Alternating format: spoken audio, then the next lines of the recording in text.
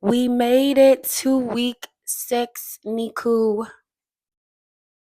Yes.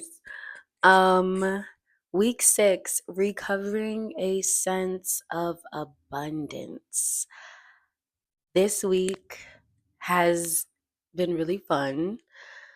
I'm tired. I need to catch up on sleep, but I've been having a lot of fun. I've been having a lot of abundance of fun.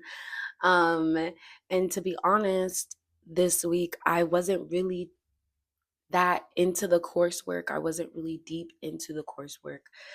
I skipped pages, I skipped assignments, but I'm just going to keep going because I really would love to just see this process through, and I know I can revisit it at any time, and I don't want to be a perfectionist about this.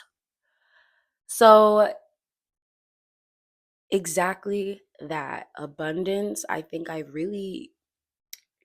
didn't think about it and I didn't write about it a lot, but I spent a lot of time embodying abundance. I spent most of my time being abundant in friendship and connection, or abundant in creation, not abundant in rest, abundant in I've definitely been giving my bank account some exercise, and that's amazing. That's what your bank account wants. Your bank account wants to be exercised. So that was, really week 6 for me. Um, and let me get into just like the gems that I feel like were really dropped on me this week. Um, so in the reading, she starts with basically an overview of interrogating your idea of God and interrogating what kind of God do you think your God is, and how does that connect to you and your art. And I think this is a really good question for me to ask myself, because I really had to think about, like, who do I actually believe my God to be? And like, I am obviously a fan of God. Like, I'm a fan. I'm a stan. Stand for Jesus. No, but actually, when you think about the reality that we live in and the intricacies of nature, of life, of everything, how things line up, synchronicity, like, it is beyond our comprehension. When I think about the ocean, when I think about space, when I think about everything. She has this funny line in the book that's like, looking at God's creation, it's pretty clear the creator itself did not know when to stop. That's so, I don't know, that line made me giggle, and it made me really think, like, of course God has a sense of humor. Of course God is passionate and wants us to multiply. It's in the Bible, be fruitful and multiply. And I think people usually think that means have babies, but I think that, that text is meant to be interpreted as time moves on and as we move out of biblical times. Uh, so yeah, like, clearly God had no plans in ever limiting our ideas, their ideas of this world. For the most part, our biggest limits are that, like, we can't, like, fly with our minds. Like, mind control isn't immediate. Or where am I going? Where am I going? Where am I going? Um, I say this to say that I believe in an awesome God. I believe in a God that wants us to be fruitful and multiply. I believe in a God that wants all of us to connect to the most godlike part of ourselves. And what is more godlike than the part of myself that is creating, and creating something new out of, like, thin air and creating something that other people can explore and get lost in. So that was a really good gem. Um, I had wrote down all roads lead to God. Um, and I wrote that down because in the text, I need to find the exact quote, and I really wish I underlined it. But essentially, she says, who you want to be is who you're meant to be. Like, we are here co creating our reality with God, and we are creating our abundance with God. And the blueprint for that, like, I think it's funny because I think people think like there's definitely God's plan, and then there's our plan, and then we co create with God. And, you know, in the text, um, you know, she says that people can operate from um, a toxic idea of God, like the idea that God is this stern parent that is going to punish you if you don't do this or don't do that or you do this wrong. And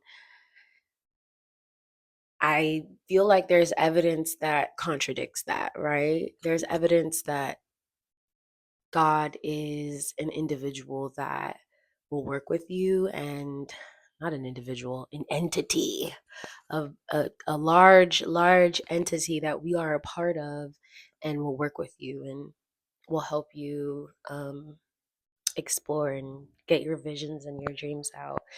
So, and that leads me to just feel grateful and feel a lot of gratitude. Um, there's another quote, money is God in action. Da, da, da, da. And this chapter is really talking about abundance and in money. Um, another section is luxury. This really changed, reframed the way I thought about abundance. Because when I think about money, typically I'm not the type of person that's like, I need to have this designer this, I need to have that designer that, or I see, someone else have something, so I want it, or it's none of that. I feel like I am so enthralled by intentional use of money. Like I was watching Lenny Kravitz um his home tour of his house in Paris, and every room that's in there is intentional. Everything on the walls, every single little detail in his home has been thought out to the T and means something to him. Also, he's connecting with artists and creators in his home energetically. Like he had like this custom baby grand piano out of like wood, and the detailings and the carvings. He had a room full of beautiful photos of his mother, and like he just sat in that room and thought about his mother and like was in his mother's presence. And that to me is luxury. That is luxury. Like having a room dedicated to beautiful photos of your family, and like you have enough money and time and energy to create that is luxury for me, not having a bunch of bags. Like I that really reframed a lot for me, and it made me think about money in such a different way. Like that's how I see myself using my abundance, to be like creatively intentional in making a space that means something and communicates something, that it goes beyond just like feeling luxurious or being expensive, but it's creative luxury. Like I mentioned, time is also creative luxury. She talks about in the book, like it it's there's so many ways to experience that. Like one of the exercises was to bake something. I didn't do it. I did not bake anything. But I did bake something like last month, and I asked my friend for help, and we made like these Earl Grey tea lavender cookies. Like, I love those flavors, and I had no idea how to make it. Um, and she helped me figure that out. And then, you have this whole box of delicious homemade cookies just for yourself. Like, ooh, that's creative luxury.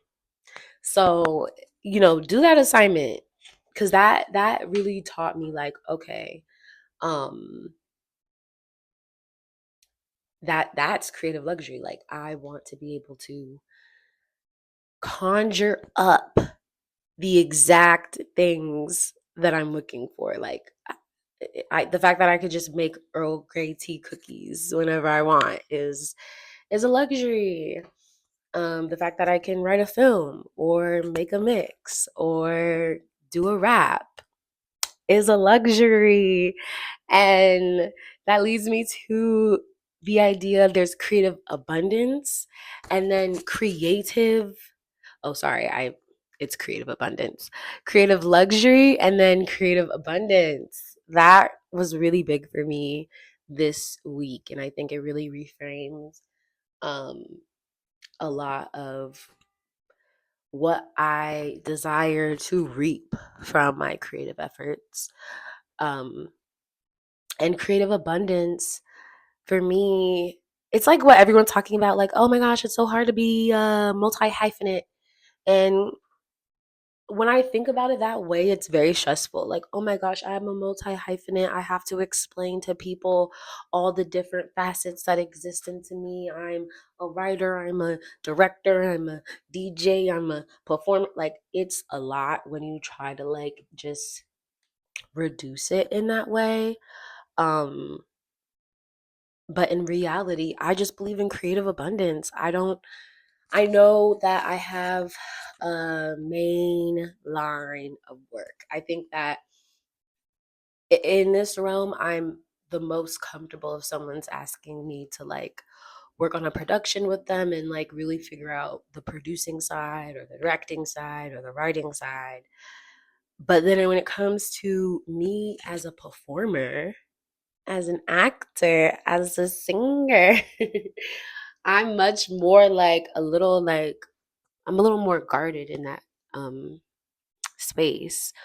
So I think that subconsciously I was like limiting myself a little bit because I just have such a personal relationship with who I am as a performer, and I never want to have to compromise my integrity for a check because I've made performance my bread and butter.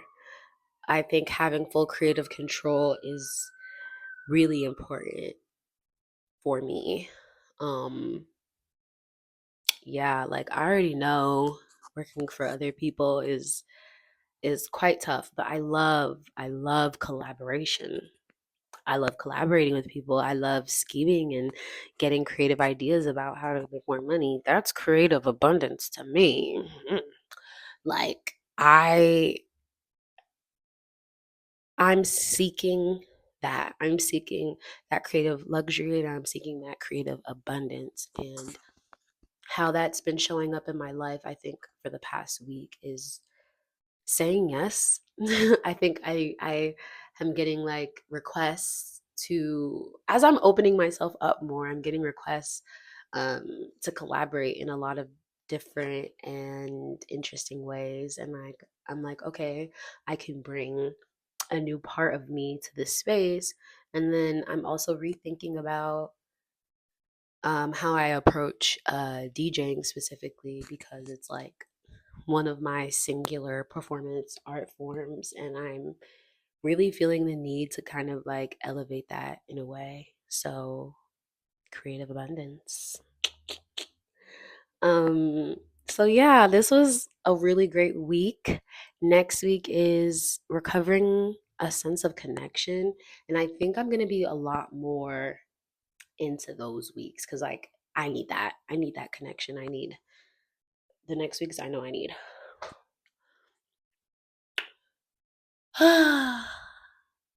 Thank you.